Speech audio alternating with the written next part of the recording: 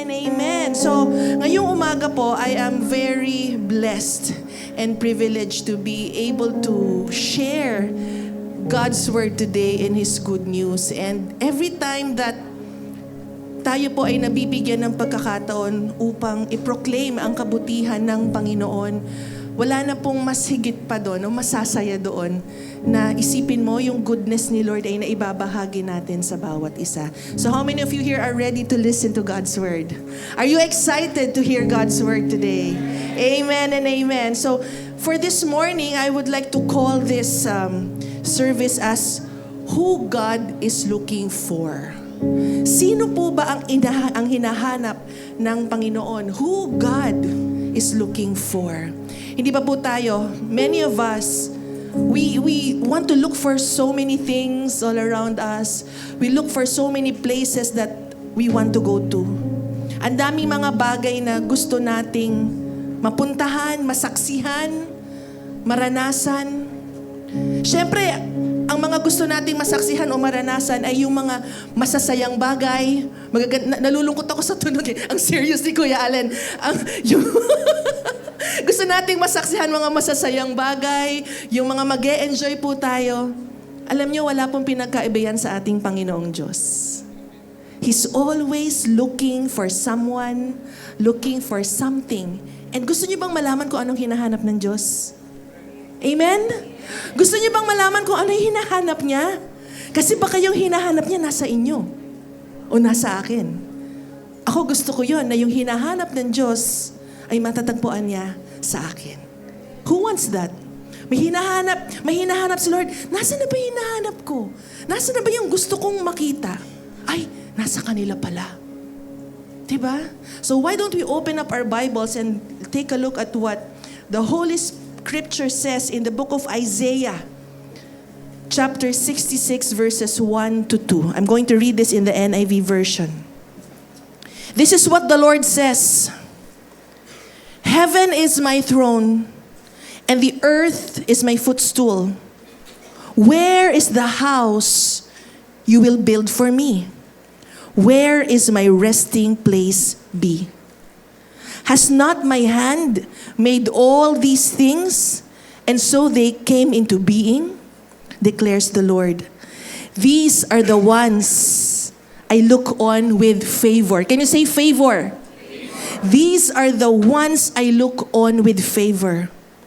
Those who are humble and contrite in spirit, and who tremble at my word.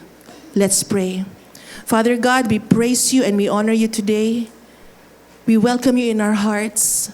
Father, today as we stand before you and listen to your word, we pray with great expectation that the words that we will hear today will be truth in our lives. It will give clarity. It's going to be so clear to us that without you and without your love, we don't know where we would be. So Father, with the words come your goodness and your mercy and your grace. Father God, I pray for the Holy Spirit to be our holy mentor, our great teacher, our inspiration and our guide. Let the Holy Spirit empower us to hear and to understand. Let every ear be attuned to you and only to you. And everything else, all our worries, all our cares, everything be left behind at home. Stay at home. And let our hearts just focus on you alone. So Father God, we praise you and we bless you for bringing us to this place today, because there's no other place we'd rather be but to be in your presence and your people. We give you praise, we give you honor and worship. In Jesus' mighty name we pray. Everybody say amen and amen. One more time, palakpakan natin ang Panginoon.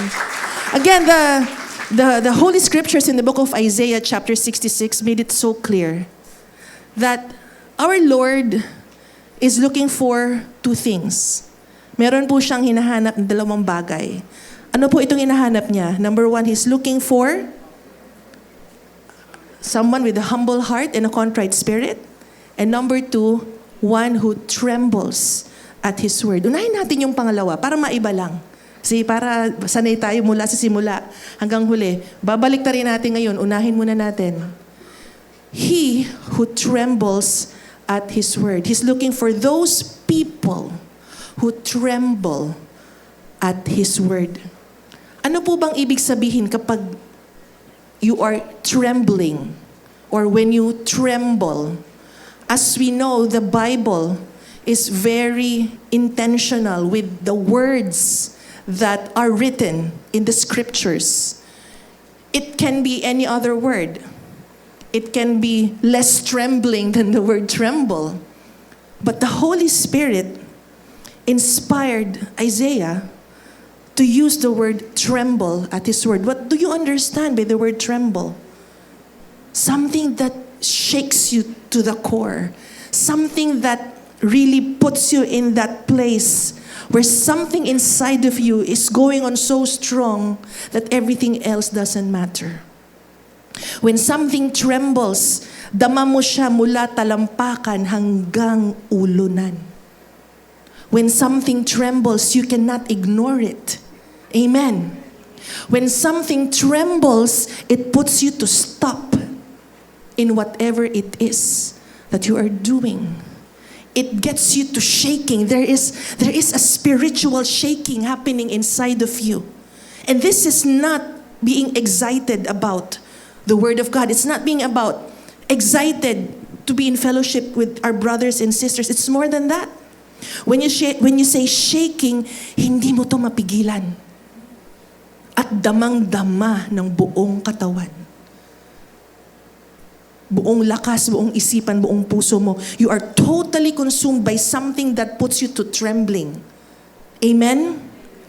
So, when is the last time that you trembled at something? Do you remember? For the children, it's so easy for me. Every time they hear their dad whistle, paano yung whistle? Pag narinig na nila yung sipol na yun ng tatay nila, para silang mga... Not that they shake literally, but it puts them in a position where they have to drop everything and, yes, Dad. It trembles them. It shakes them. It calls their attention. When was the last time that you trembled at His word? Not to anything else. Because trembling to the word of God means having a deep reverence, holy awe, and profound respect to what God is saying to you. Amen. It shakes you so much that you don't want to miss out on any single thing that He has to say. Because if you miss it, you know that you are missing something that could change your life. And when you hear it, you also know that something is going to shake up in your spirit and it will change your life. We all want changes in our lives. Of course, we want beautiful changes in our lives. Amen. It also means listening intently to what God says and you respond appropriately. Kasi you have the deep reverence, holy awe, and profound respect to His word. Now let's check on ourselves. Are we like this every time the word of God is preached? Are you in deep respect? Are you in great awe? Are you in this profound spiritual state where it is just you and Him, that nothing else is worth your attention? Minsan ba naranasan nyo, ihing-ihi na kayo, pero ayaw nyong lumabas dahil gusto nyong abangan ang sasabihin ng banal na Espiritu? O napakadili lang sa inyong lumabas-pasok ng simbahan para magkape, uminom ng tubig, makipagkwentuhan sa labas? Where is the trembling at His word? Amen? And it also means taking God's word seriously. Can you say seriously? For the past several weeks, this has been going on in our mentoring session every Saturday, which, by the way, you can come and join us anytime if you're free. We've been talking about taking the word of God seriously. And we're saying, if seryoso ka na sa word of God ngayon, thank you, Lord. Pero bukas, maseryosohin mo pa ito. There's no such thing as you know it all. Pastor Bing, Pastor Ian, Pastor Rudy, they've been ahead of us. But every time I hear them speak, it's as if fresh na fresh pa sila sa pakikipagrelasyon sa kanilang Diyos Ama. Don't you feel that? Every time they stand here, it's as if they've just been into a relationship fresh na fresh. Diba? When you are new into a relationship, you are so excited. Remember that? That first touch, that first holding hands, that first date. Kinikilig yung iba. You cannot forget that. But if matagal ka na sa church, naandun pa rin ba ang kilig? Naandun pa rin ba ang nginig tuwing nakakaniig natin ang banal na Espiritu through His words? Amen!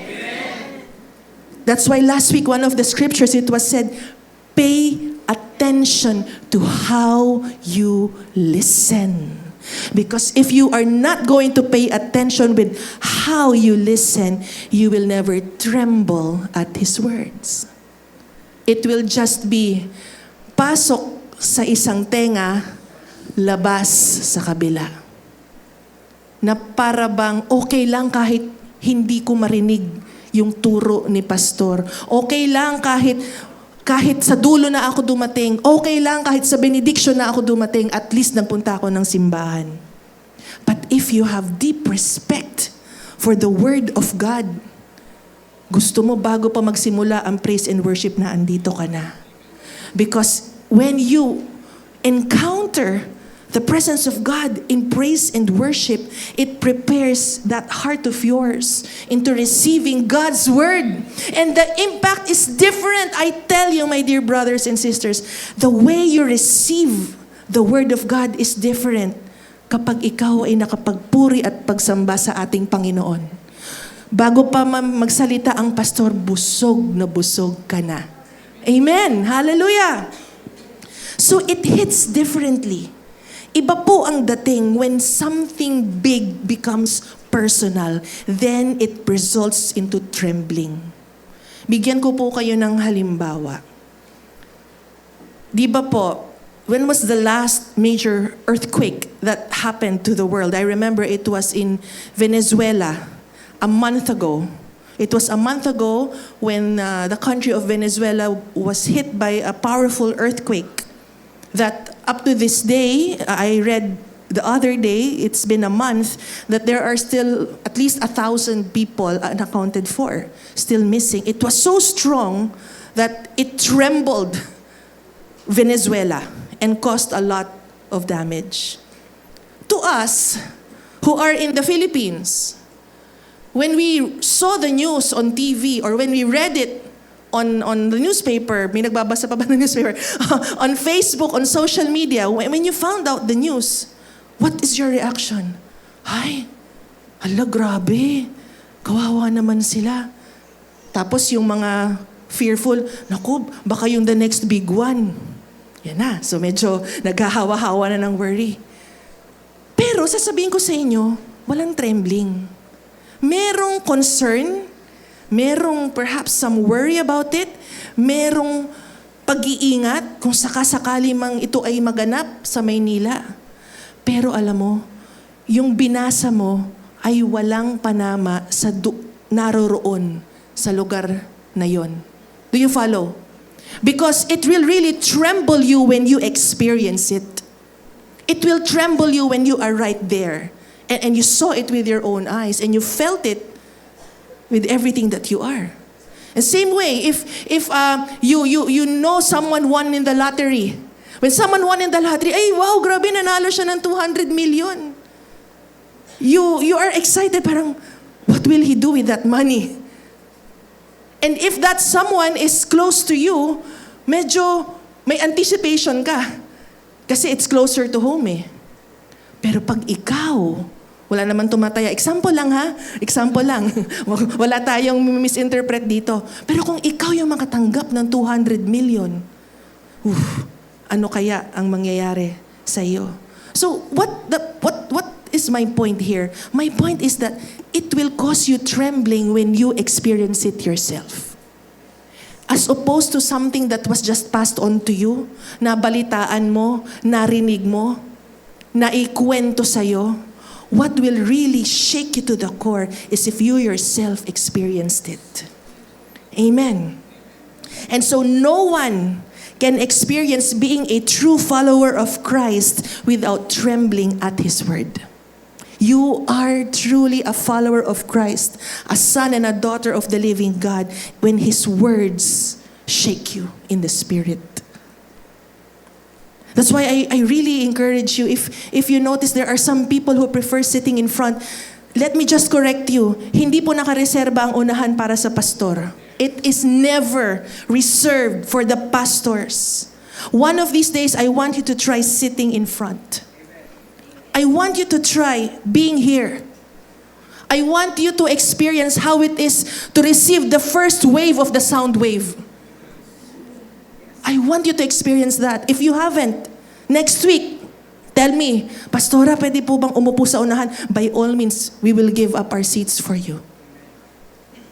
Gusto kong maranasan nyo, makita nyo, ultimo gusot sa mukha ni Pastor, ultimo talsik ng laway ni Pastor. Di naman tumama sa'yo. Pero ganun kalapit na no obstructed view of the Word of God.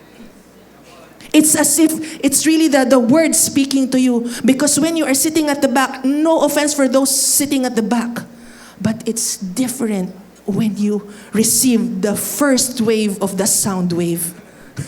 Do you follow? Amen. So, if we receive the word in faith, and we want to make sure that all ears and all eyes are wrapped around the word of God, then it becomes a trembling word for you.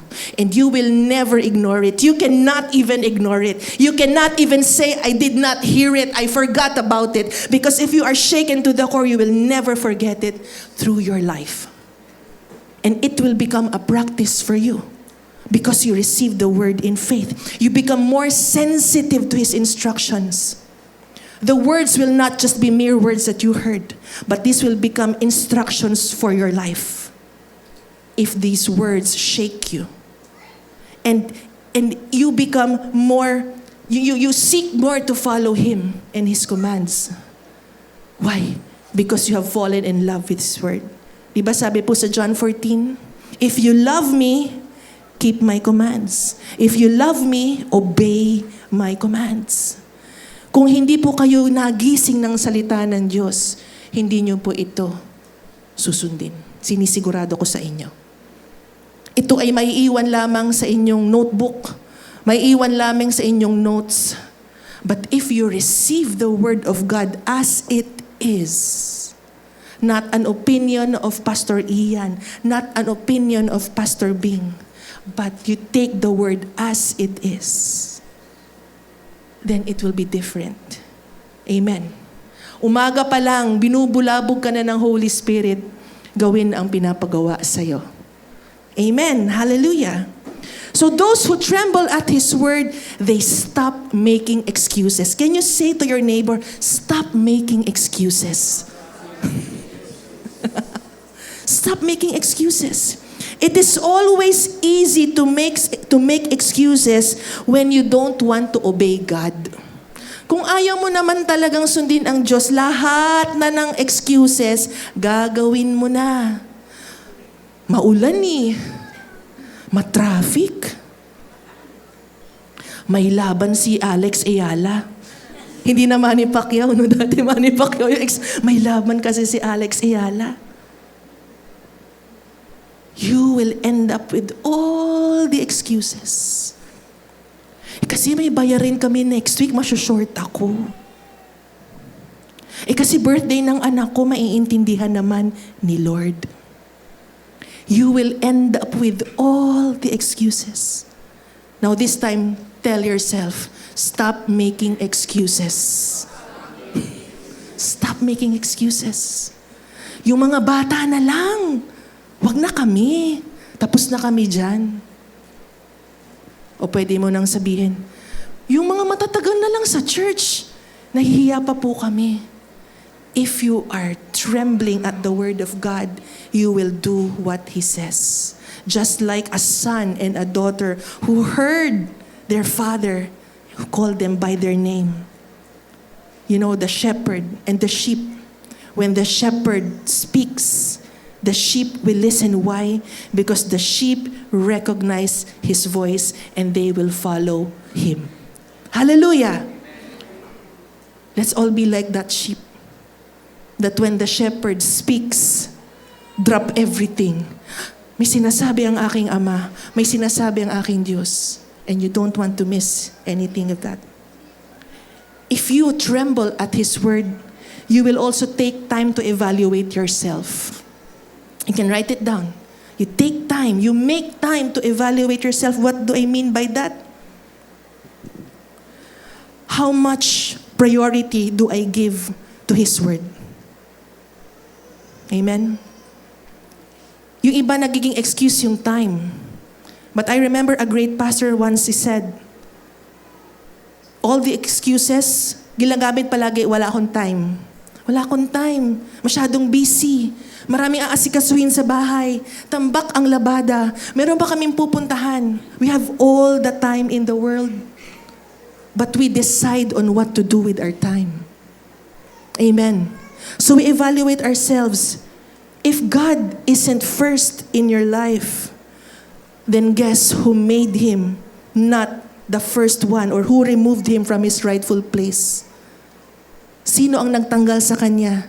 Sa Kanyang rightful place? Eh di ba ikaw din? Because you have the will to decide how to use your time. So we take every thought captive and make it obedient to God. When God speaks, we all listen. Say to your neighbor, listen. It is not the pastors speaking here. We are just ambassadors speaking on behalf of our God. When God speaks, you listen. Amen. Pero minsan parang baliktad yung nangyayari. Imbis na yung thought natin, imbis na yung will natin, instead of our desires being held captive and made obedient to the Word of God or to Christ, baliktad. Si Christ ang hino-hostage natin. Yung Word ang hino-hostage natin. How do you do that? Some people might think, Lord ha, pag hindi ito natuloy, hindi na ako magsuserve. Lord, pag ito hindi mo binigay, magkukwit na ako sa ministry. Ginawa mo siyang hostage, binaliktad mo.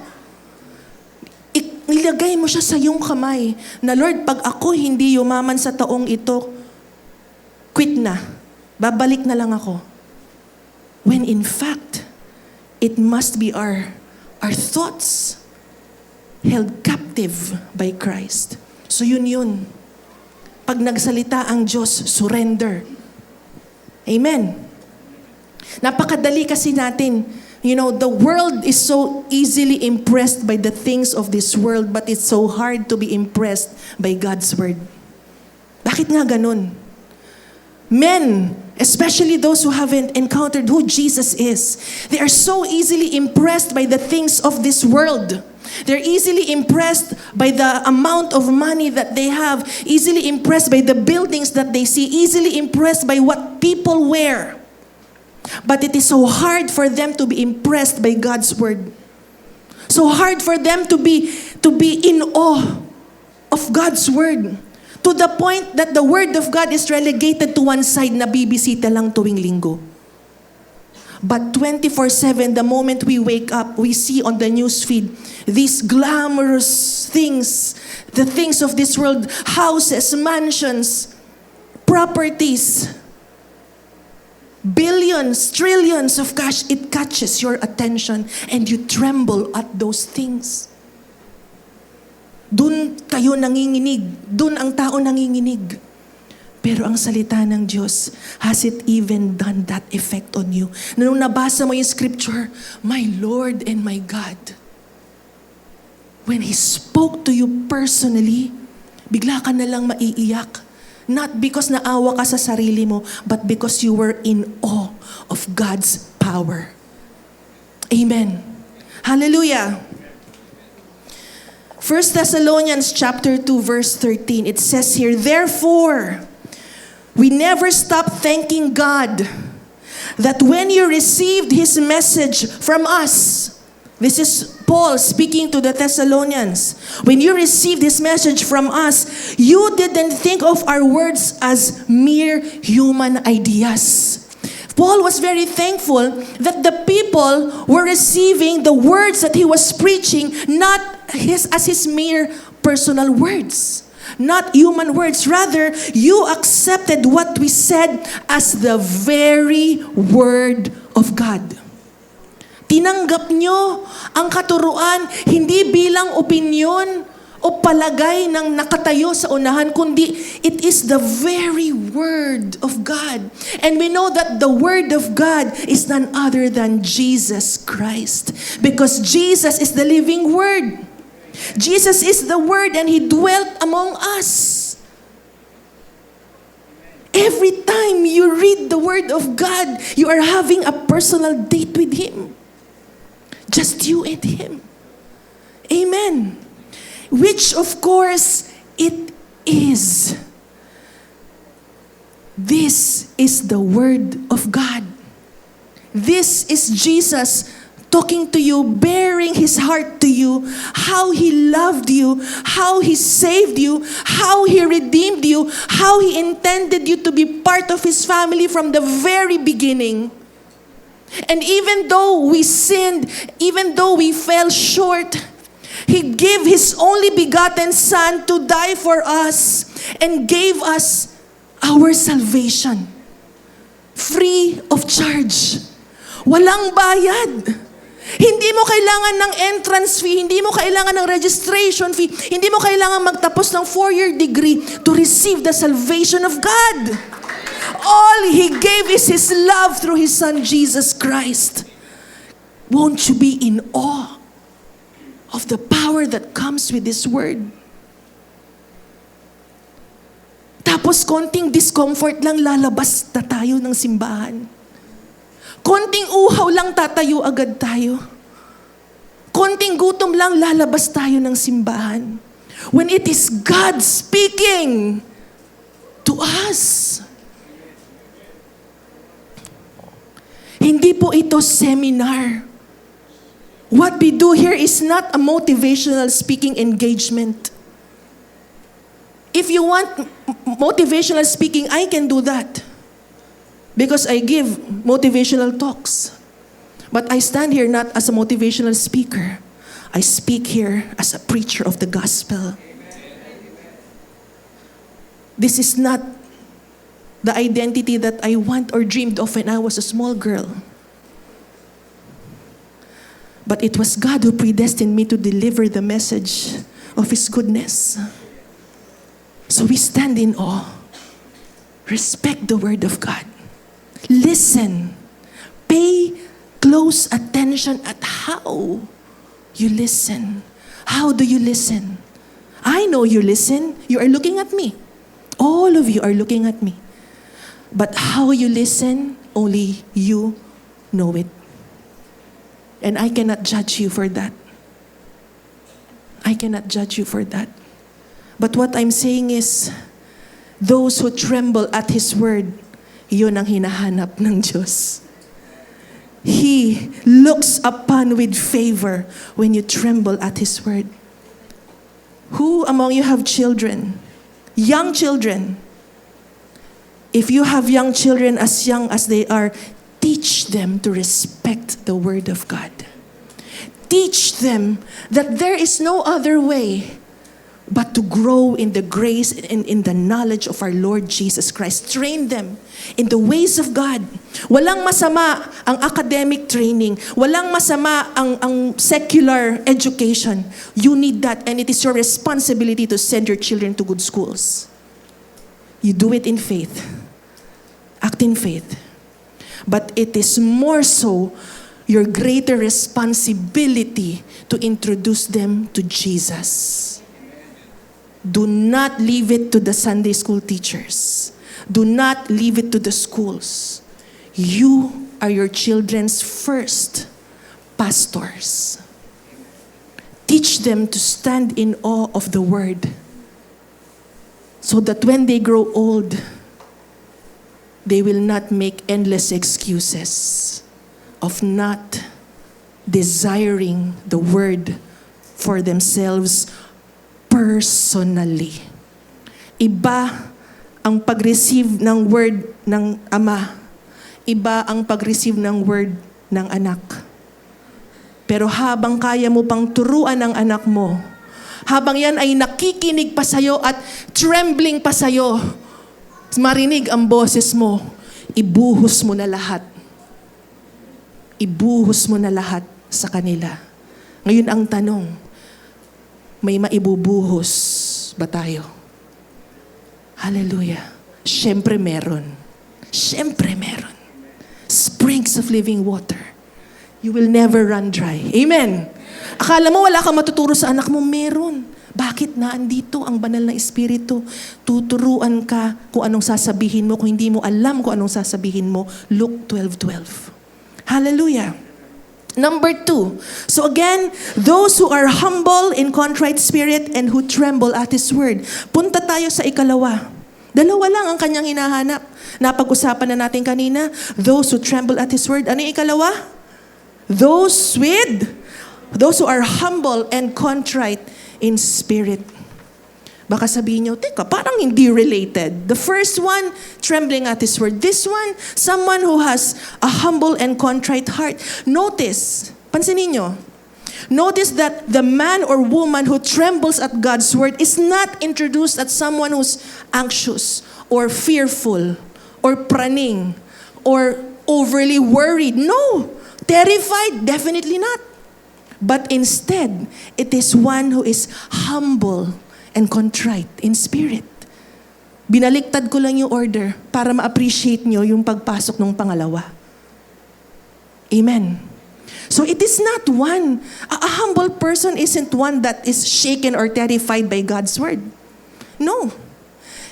If you reference to the opening scripture that we have in Isaiah 66 verses 1 to 2. Heaven is my throne, and the earth is my footstool.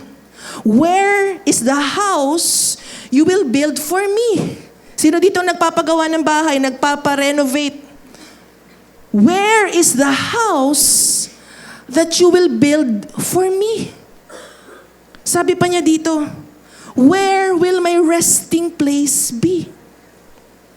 Has not my hand made all these things so they came into being?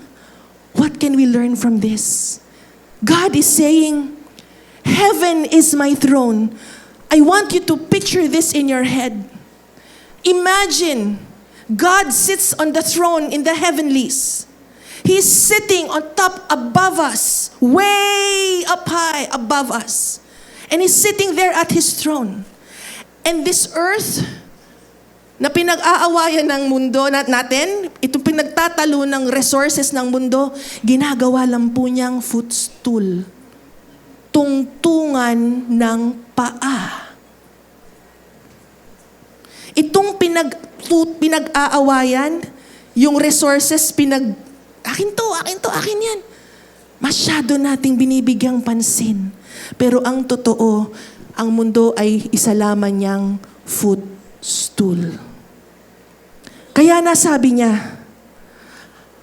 ako ay nakaluklok sa kalangitan at ang mundo ay aking tungtungan ng paa. Kung ako'y pagagawan mo ng bahay, ano kaya ang itsura nito? How good will it be in the NLT translation? And ako ba'y makakapahinga dyan sa mansyon na pinapagawa mo para sa akin? Sabi nga niya, hindi ba ako naman ang may likha ng lahat?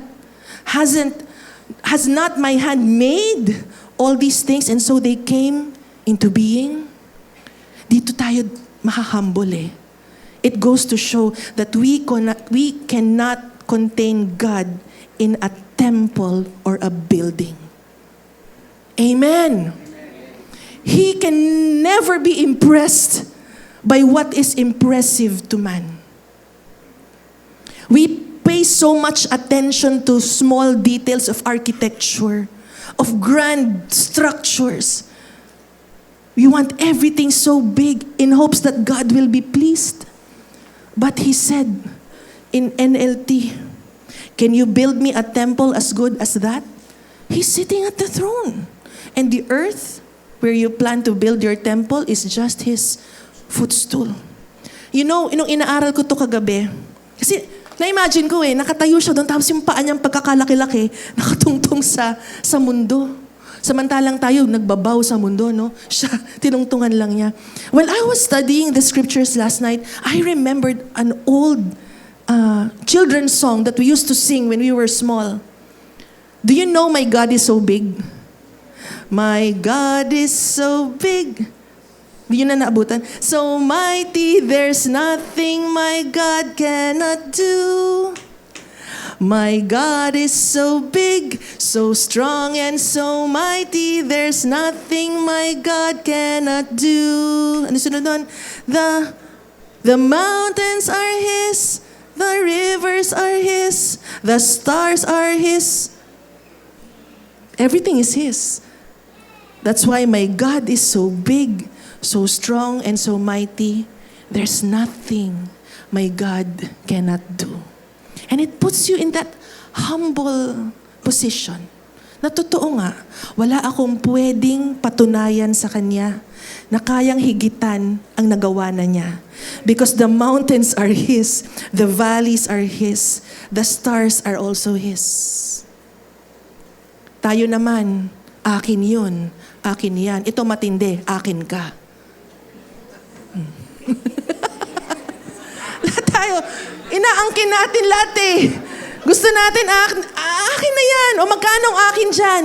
Magkano ang ating dyan? Di ba? Dami natin inaangkin. Pero sa katotohanan, wala tayong pag-aari sa mundong ibabaw. Because we are mere stewards, managers, tagapag-asikaso ng pag-aari ng Diyos. Tanggap niyo ba yon? Hindi sa inyo? Tanggap nyo? So, pag tanggap nyo na hindi sa inyo, willing kayong i-let go. Willing kayong bitawan yung pinakahahawak-hawakan nyo. Kasi sabi nyo, hindi inyo Kaya nyong i-release. Kasi sabi nyo, hindi naman inyo, Kanya. So, mamaya sa giving, kung sinasabi nyong hindi inyo yan, you have to release it. Because that is not yours. He doesn't need your money. Kinanta lang natin Everything is His. But what He wants is your heart. He cannot be confined in a box. Kaya, just to put it into context, in the book of Isaiah chapter 66, that is towards the last part of the book of Isaiah. And this was the time when the Israelites returned from the exile and they wanted to rebuild the temple. Yun kasi yung context noon. They wanted to rebuild the temple. Kaya ang pinagtatalunan, ang sinasabi ng Panginoon, ano bang klaseng templong ibibigay niyo sa akin? Maganda ba yan? Kasi ang templo ko nandun, Tapos yung mundo, tinutungtungan lang ng paa ko. What kind of a temple will you build for me? Will I be able to rest there? Yun ang sinasabi niya. Kasi, alam ng Panginoon that yes, the people wanted to rebuild the temple, but is it really for God? Or is it for them to control God? O yan, Lord, ganda na ng hall namin, Laki na ng hall namin, Lord.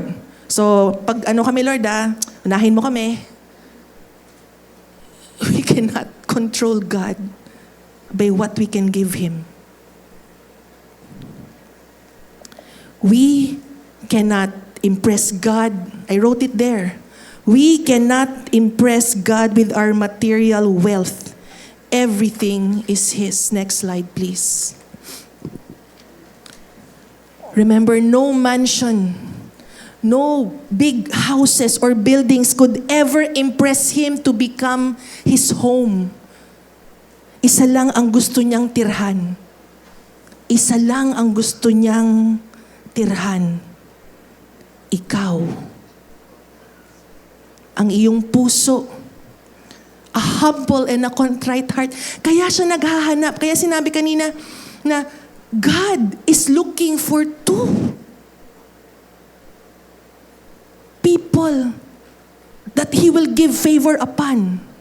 The first one is the one who trembles at His word, and the one with a humble and contrite spirit. Napakasimple lang, no?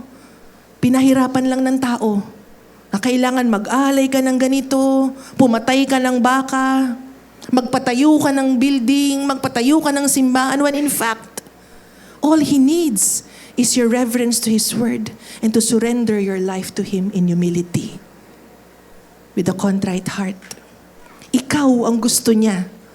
Sabi mo sa katabi mo, ikaw ang gusto ni Lord. Hindi ang yaman mo.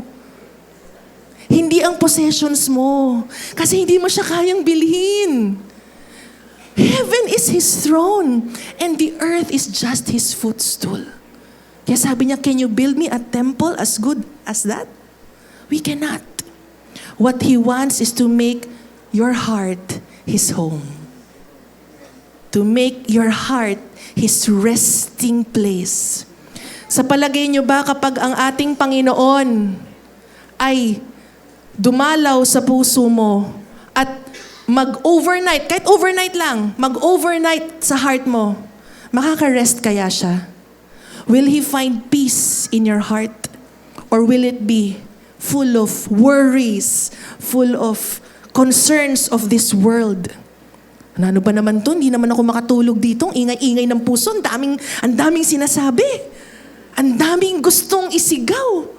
Paikot-ikot siguro si Lord, paikot-ikot dun sa heart. Hindi siya mapirmi kasi nanginginig yung puso. Not for the word, but nanginginig sa bayarin, nanginginig sa utang, nanginginig sa problema sa anak, nanginginig sa inis sa asawa.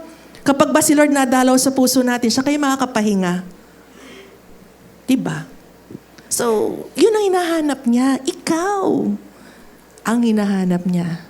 Ikaw ang gusto ng Panginoon, not the temple that you will build for Him. And He wants to make your heart His home. Hindi vacation place lang. Hindi temporary address. Gusto niya ikaw. Makuha ka buong buo. Buong buo. Hindi conditional. Pwede pero depende. Hindi ganun. Pwede kasi pwedeng-pwede.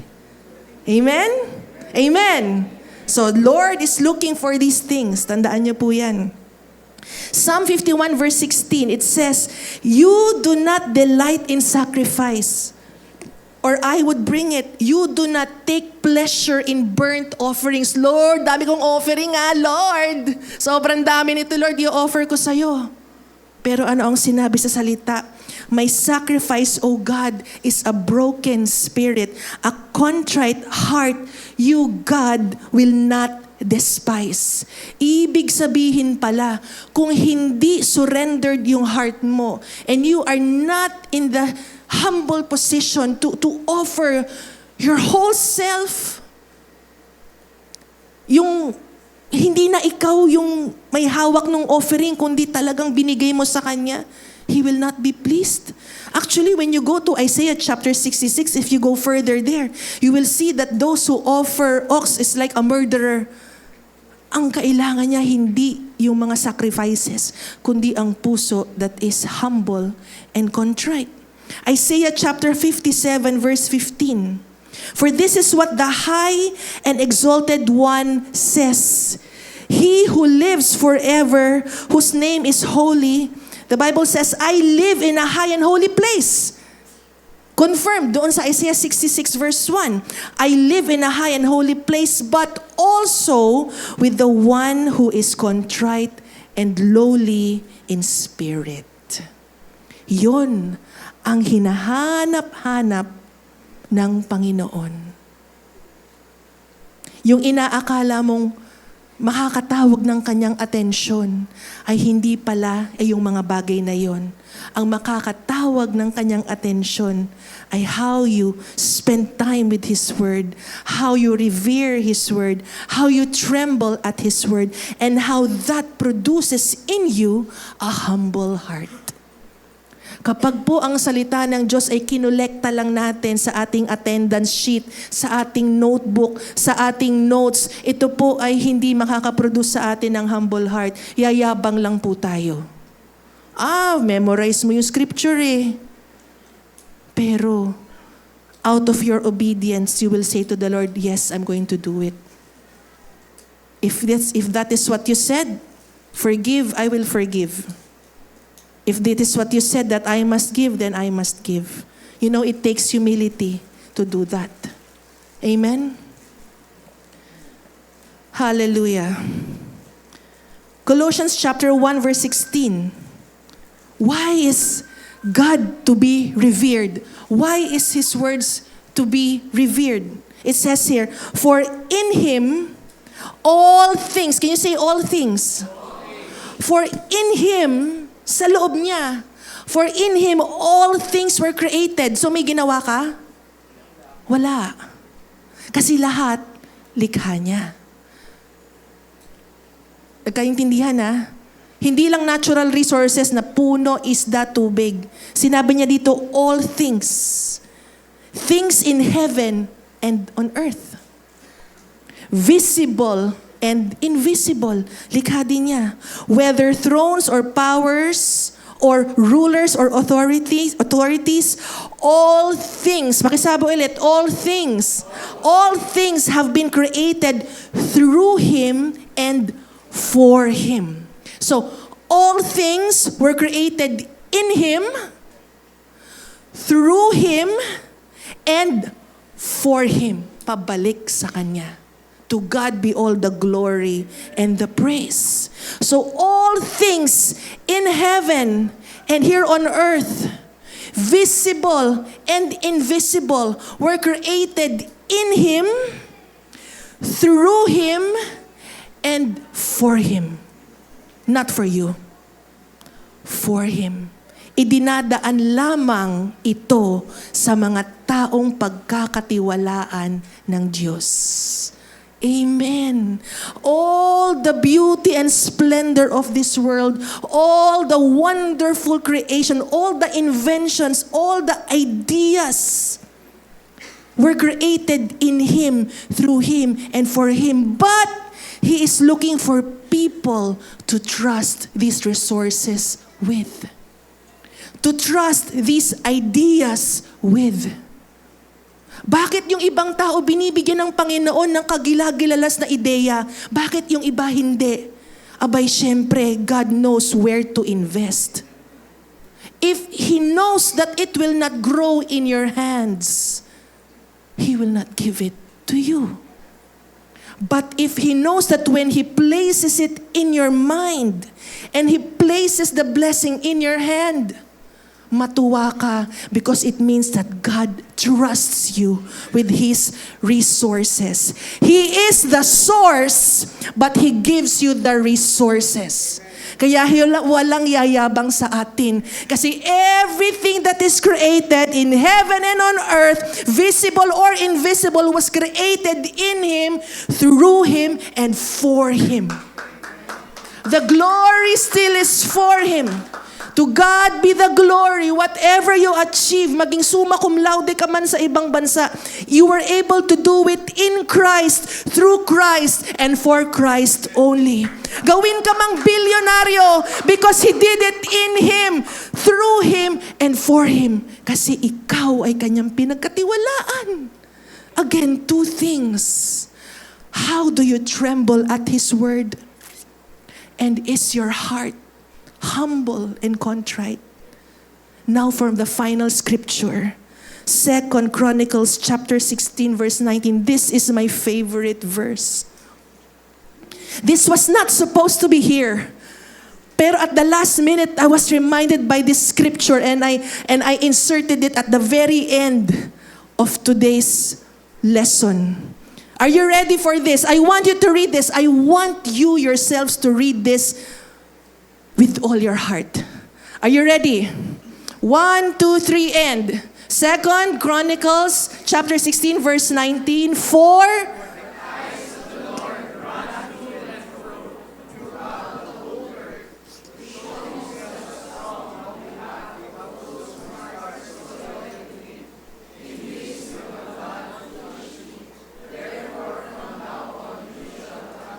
For the eyes of the Lord go to and fro, to and fro. Si Lord, lakad ng lakad, hanap ng hanap, umaga, tanghali, gabi, nagtatrabaho ang Diyos.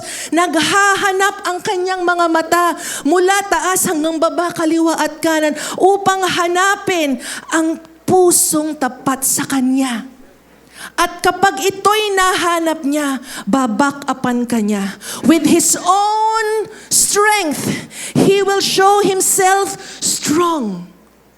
He will not make it hard for you, because if you make it with your own effort, I tell you, even if you work for 5 lifetimes in this world, what He can give to you in a moment, you cannot earn in 5 lifetimes. But when His anointing backs you up, when His power backs you up, because His eyes caught you, He saw you, He said, I will show myself to you. I will show myself to you strong. Hallelujah. How many of you wants this? Let our prayer be, Lord, I am here. The Lord is walking. Right now, He's here and He's moving. He's waiting to see if you revere His word. Paano mo ginalang ang salita? Paano mo ginalang ang linggo? Paano mo ginalang pag umaawit tayo dito sa unahan? Paano mo iginalang ang oras ng pagsamba? Paano mo ipinagkumbaba ang iyong puso?